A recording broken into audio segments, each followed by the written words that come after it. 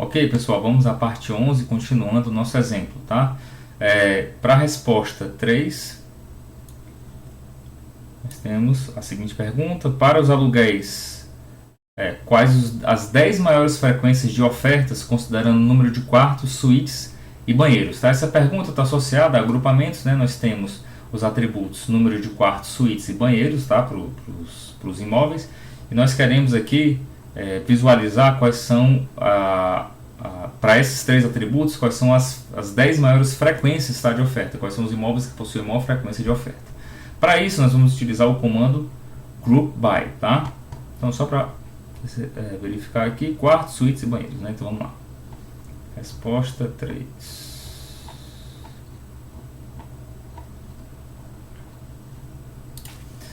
Então, para aluguel, def.rent, né? Nós vamos utilizar esse data frame que contém somente os aluguéis. Eu quero agrupar group by. Vou passar uma lista contendo as informações que nós queremos agrupar. No caso, quartos, suítes e banheiros. Então, entre colchetes, eu vou passar quartos, suítes, vírgula, banheiros. Esse agrupamento a gente está interessado em analisar o preço, né? Foi isso que ele falou lá. Então eu vou selecionar somente a coluna preço e eu quero calcular o preço médio, então min, tá? Nós temos aqui todas as combinações de quartos, suítes e banheiros e agrupados a partir da média, tá? Como nós estamos interessados só nas 10 maiores, nas 10 maiores frequências, a gente pode utilizar, na verdade, aqui o comando count, tá? Já que a gente está interessado na frequência. E eu poderia ter escolhido qualquer coluna aqui como referência, porque quando eu utilizo o agrupamento utilizando o comando count, não importa a coluna. Se eu colocasse aqui tipo, aliás, tem um tipo lá, né? Também vai ser a mesma frequência, tá vendo? Então, nós temos aqui uma série, tá? Que possui 3 índices, multi-índices, onde os valores são as frequências, tá, de ocorrência. Para a gente verificar quais são as 10 maiores frequências, a gente pode utilizar o comando sort values. Tá? O sort values ele vai ordenar do menor para o maior, então eu passo o comando ascending igual a falso.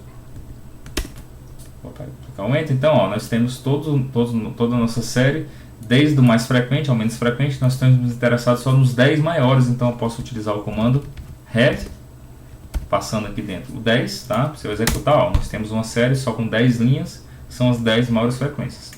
Se eu quiser plotar essa informação em um gráfico, basta utilizar o comando aqui no final, plot, e um gráfico de barra seria o mais adequado, tá? Para esse caso, então kind igual a barra. Apertando enter, nós temos aí agora o gráfico de frequência para cada combinação. Tá vendo que a gente tem um parênteses aqui com 2, 1, 2. Isso daqui está associado aos 3 parâmetros, tá? Quartos, suítes e banheiros.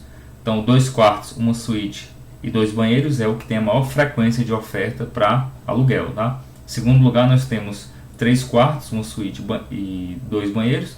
E assim vai em ordem decrescente.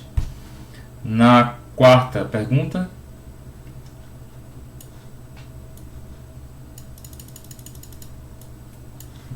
nós temos qual o preço médio dos imóveis, está aqui para venda, qual o preço dos médios novos e usados, mobiliados e não mobiliados. Então nós estamos interessados em analisar o preço médio baseado no atributo se ele é novo ou não e se ele é mobiliado ou não. Nós podemos responder essa pergunta também utilizando o comando group by. Então, df sale, já que nós estamos trabalhando com data frame que tem a venda de imóveis, né? Ponto group by. Nós vamos agrupar as informações em relação uma lista em relação a parâmetro novo, né, se ele é novo ou não, e o mobiliado. Nós estamos interessados no preço e mais especificamente na média desses preços, né, agrupados para novo ou não, mobiliado ou não. Rodando, nós temos aqui as informações, nós temos só 4 combinações, né, 2 a 2. Então essa informação a gente pode também plotar utilizando o comando plot, passando kind igual a bar E aí eu tenho preço médio baseado no mobiliado ou não, tá? Dá para perceber que o maior preço está associado a imóveis velhos, né? Assim, usados e mobiliados, tá? São os mais caros. Ok? Então, pergunta 5. Qual a distribuição dos preços considerando os mesmos atributos anteriores? Então, a gente analisou só o valor médio, mas a gente pode também analisar a distribuição desses valores. Tá? E para isso, nós utilizamos o gráfico Boxplot, por exemplo. Tá? Então, eu vou utilizar o Boxplot em cima do data frame, então df_sale.boxplot. O parâmetro column está associado à informação que eu quero comparar. No caso aqui é o preço. E eu posso passar como parâmetro by a nossa lista contendo o parâmetro, a coluna novo e a coluna mobiliado. Tá?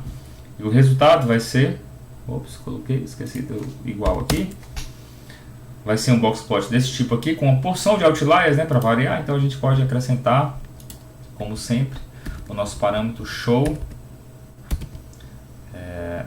flyers igual a false, para ele eliminar esses outliers, e dá para perceber a distribuição, né? O imóvel que é usado, imobiliado, é o que tem a maior variabilidade, né? A maior faixa de valores, seguido do imóvel usado e não mobiliado.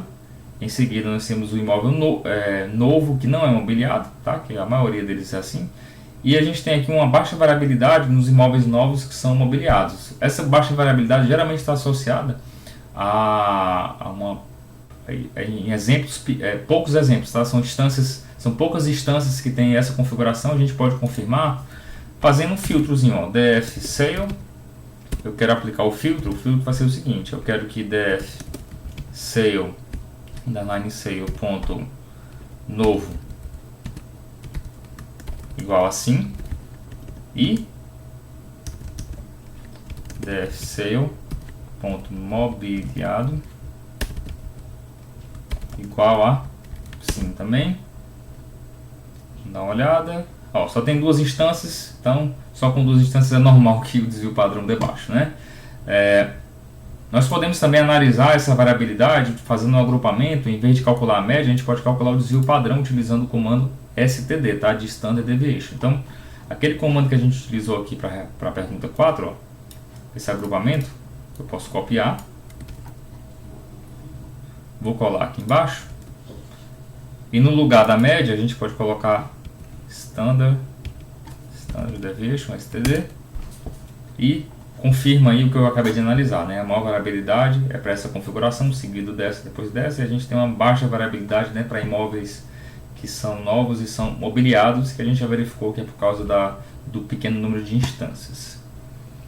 Ok, vamos à pergunta 6. Verifique se existe relação entre o preço dos imóveis e o valor do condomínio. Toda vez que eu quero analisar a relação entre dois atributos, a gente vai utilizar o gráfico de dispersão, o gráfico scatter, tá?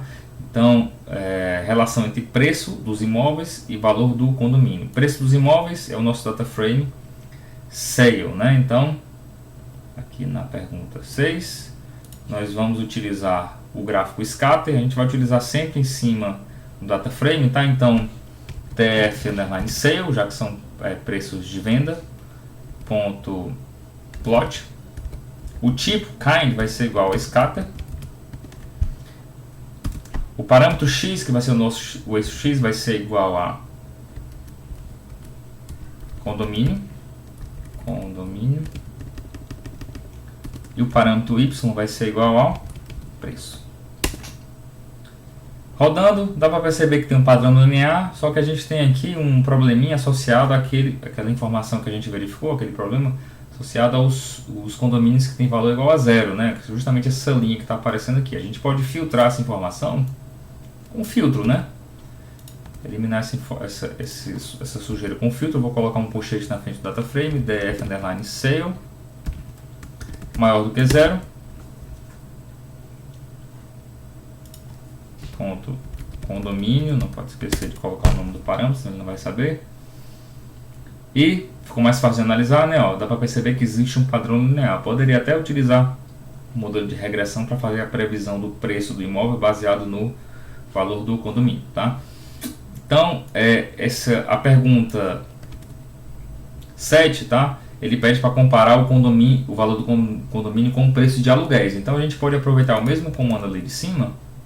No lugar de usar o DF Sale, eu vou usar o DF Rent, simplesmente, tá? Que é o valor do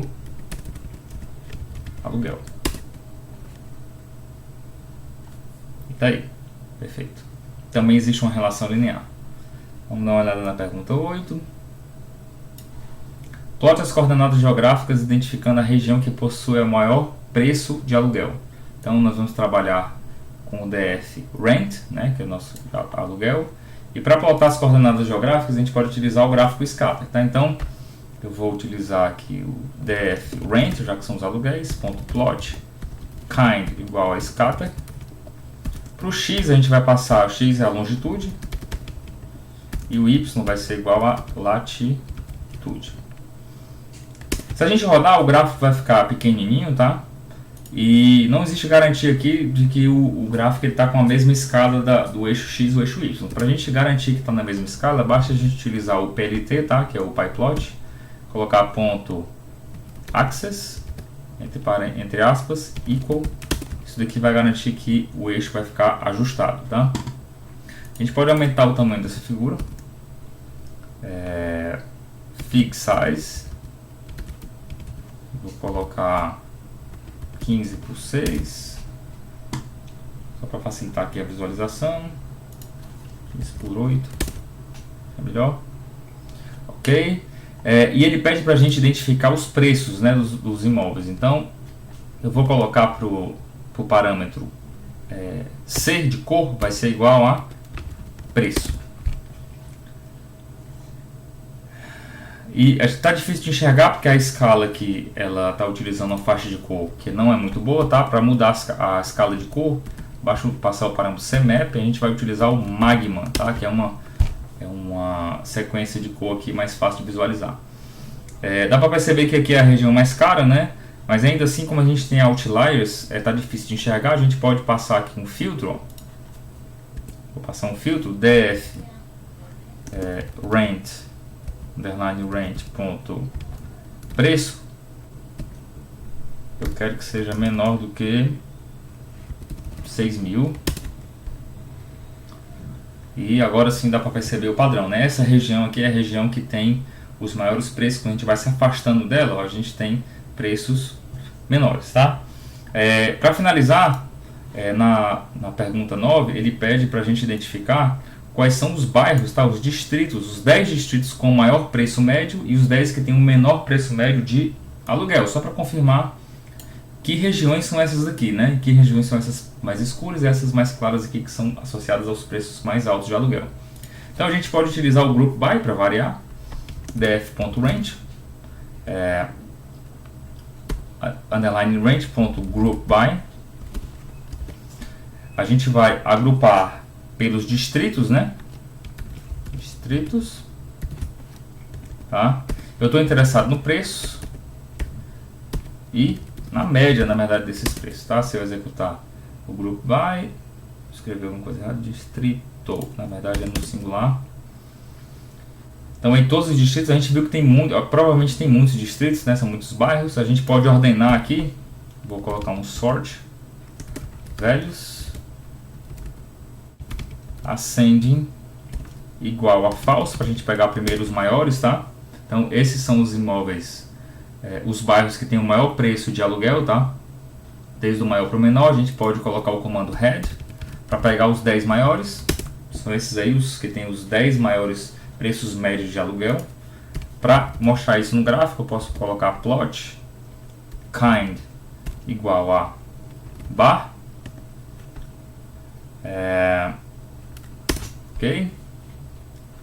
Então estão aí os bairros que são mais caros. Itaim, Bibi, Iguatemi, Alto dos Pinheiros. A gente pode até font size, vou aumentar a fonte desse texto, vou colocar 12, deixa eu ver se fica melhor. A gente pode rotacionar, tá? Esse texto, hot igual a colocar 45 graus. E eu vou também aumentar fix size 15 por 6. Mais fácil de enxergar, pronto. Então esses aqui são os 10 bairros com maior faixa de preço, ó, desde acima de R$8.000 por mês até em volta de R$5.000 por mês, que são os bairros mais caros, são provavelmente esses bairros aqui nessa região, tá? Para verificar quais são os bairros que têm os menores preços, basta modificar o parâmetro ascend para true, para ele pegar os 10 menores, tá? E os 10 menores são esses daqui, ó. Tá em Paulista, Grajaú, Lajeado, ó, preços um pouco acima de R$800, até aqui no máximo R$1.000. Essa aqui é a faixa de preço dos 10 bairros mais baratos para aluguel. Então nós conseguimos responder todas as perguntas. Tente resolver isso daqui depois e comparar com os meus resultados, tá? Existe mais de uma forma de analisar cada pergunta dessa daqui, você pode até analisar de uma forma diferente. Não se esqueça de se inscrever no canal, tá? Ativar as notificações e até o próximo vídeo.